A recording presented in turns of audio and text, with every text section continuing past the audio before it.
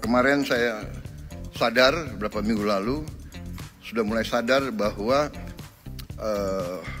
komunikasi dari pemerintah yang saya pimpin memang agak kurang, dan itu adalah tanggung jawab saya, dan saya ingin memberi penjelasan kenapa. Karena saya menganut filosofi evidence-based performance.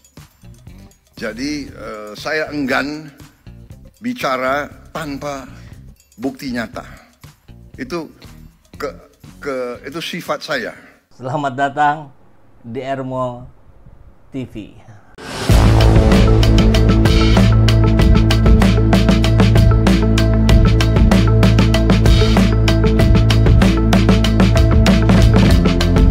Bersama saya, Saiful Zaman, kebaikan yang terorganisir akan selalu mengalahkan kejahatan.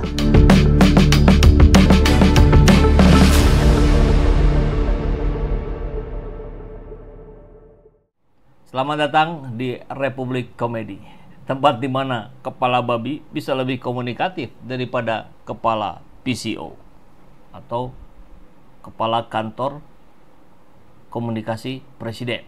Ya, saudara-saudara, sahabat semua, baru saja kita kehilangan satu lagi tokoh penting dari panggung sandiwara istana, Hasan Nasbi. Kepala PCO mengundurkan diri. Tapi jangan sedih dulu, bukan karena dia kurang kompeten, bukan juga karena tekanan rakyat, tapi karena katanya dia ingin menepi dan memberi ruang bagi yang lebih baik. Subhanallah, niatnya mulia sekali ya. Tapi kalau kita rewind sedikit ke belakang, pengunduran diri Hasan ini bukan kisah bijak ala tokoh wayang. Ini lebih mirip kisah tokoh figuran yang kelewat improvisasi dalam adegan yang serius. Masih ingat waktu kantor Tempo dikirimi kepala babi? Sebuah simbol ancaman yang menyeramkan. Lalu apa kata kepala komunikasi presiden? Ya udah, dimasak aja. Luar biasa. Ini bukan komunikasi yang strategis. Ini komunikasi sambal balado. Tentu saja, respon ini bikin heboh. Aktivis marah, wartawan berang, publik mengelus dada. Dan Presiden Prabowo akhirnya angkat suara. Ya, memang ada kekurangan dalam komunikasi kami. Itu tanggung jawab saya. Kurang lebih begitu redaksinya ya. Bahasa halus dari seorang jenderal. Barangkali kalau diterjemahkan ke bahasa rakyat jelata, udah gue omelin tuh orang, makanya dia mundur sebelum gua pecat. Nah, mungkin, barangkali begitu ya. Dan yang lebih menarik adalah Hasan sempat menyangkal pengunduran dirinya sambil bridging soal kirim tim belajar ke Australia. Tapi ternyata hari itu juga surat pengunduran dirinya ditandatangani. Kalau ini bukan panik, mungkin ini episode Damage Control The Hasan Chronicles. Hasan Nasbi akhirnya mundur dari jabatan sebagai Kepala Kantor Komunikasi Presiden atau PCO setelah komentarnya soal teror kepala babi ke kantor Tempo bikin geger. Mungkin maksudnya mau satir, tapi satirnya gagal gitu. Dan ya, Presiden Prabowo tampak tak tinggal diam. Dengan nada tenang tapi mak jelek, ya ia bilang, emang ada kekurangan dalam komunikasi pemerintah, itu tanggung jawab saya. Luar biasa kan, ambil tanggung jawab dari kekurangan bawahan. Dan Hasan pun pamit, bukan karena dipecat, tapi karena sudah waktunya menepi. Alasannya begitu. Lalu apa hubungannya semua ini dengan drama ijazah Jokowi? Pemakzulan Gibran. Upaya tentu maksudnya ya, yang dilakukan oleh Forum Purnawirawan TNI. Atau bahkan dengan Rocky Gerung yang makin sering nongol bersama para jenderal.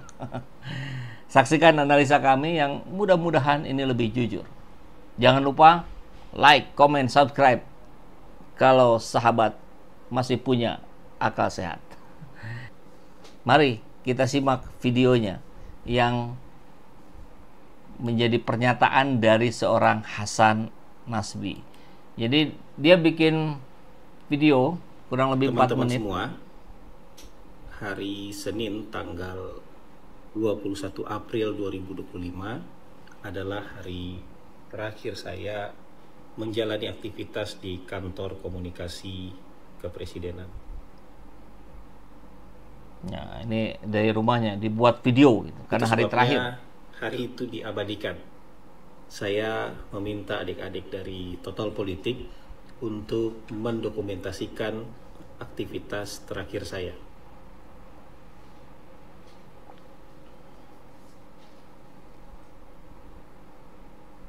Oh, ini sampai di perjalanannya Sudah pun pernah saya dibuat. sampaikan kepada khalayak dalam beberapa tayangan podcast bahwa kalau ada sesuatu yang sudah tidak bisa lagi saya atasi, atau kalau ada persoalan yang sudah di luar kemampuan saya, maka tidak perlu ribut-ribut, tidak perlu heboh-heboh.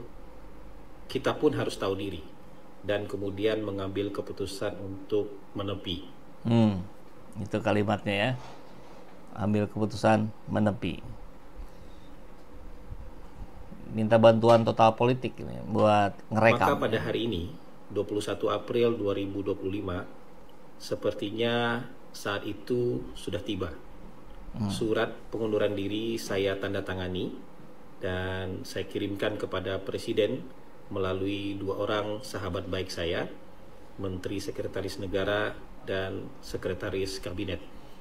Kesimpulan saya sudah sangat matang bahwa sudah saatnya menepi keluar lapangan dan duduk di kursi penonton, memberikan kesempatan kepada figur yang lebih baik untuk menggantikan posisi bermain di lapangan.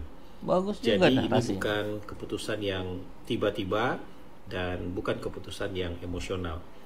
Ini rasanya adalah jalan terbaik yang dipikirkan dalam suasana yang amat tenang dan demi kebaikan komunikasi pemerintah di masa yang akan datang.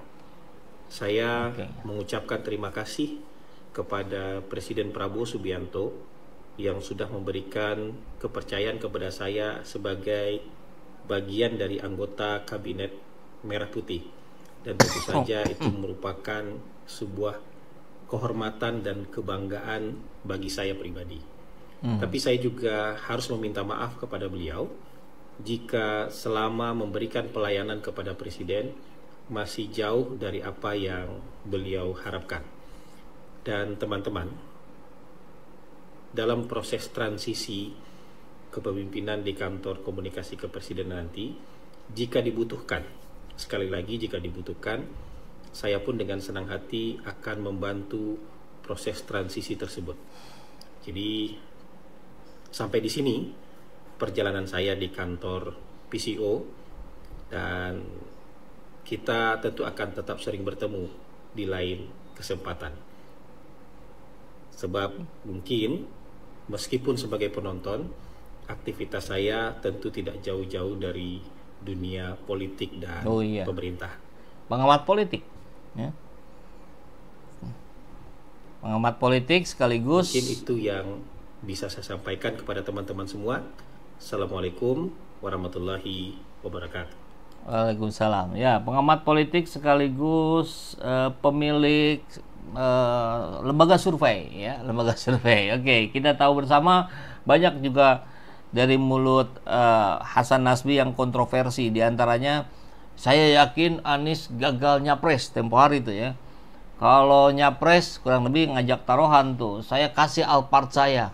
Nggak tahu juga itu kelanjutannya gimana. Tapi oke lah, sekarang kita lihat bagaimana respon dari Pak Prabowo. Oh, ini kejadiannya, ini kejadiannya ya. Yang ini dinilai apa yang terjadi pas dikirim itu, apa yang terjadi? Ini semacam ancaman kepada para pers. Bebasan pers, Pak. Udah dimasak aja. Kalau kepala babi mah dimasak aja. Ada juga anggapan jadi ancaman pembunuhan gitu, Pak. Gimana Pak responnya, Pak? Enggak lah, saya lihat dari media sosialnya Francisca yang wartawan Tempo itu, dia justru minta dikirimin daging babi. Itu kan semacam dosa juga. Iya, sama artinya dia nggak terancam kan. buktinya dia bisa bercanda, kirimin daging babi. Tapi artinya sikap ini kan nggak tahu, ini kan problem mereka dengan entah siapa yang ngirim. Buat saya nggak bisa kita tanggapi apa itu problem mereka entah dengan siapa yang ngirim, apakah itu beneran seperti itu atau cuman jokes, karena saya lihat juga mereka menanggapinya dengan jokes gitu. Jadi menurut saya nggak usah dibesar-besarkan ya. Tapi komitmen soal kebebasan pers di era Pak Prabowo ini tetap ada yang gitu ya. Nah, responnya ya udah dimasak aja kan.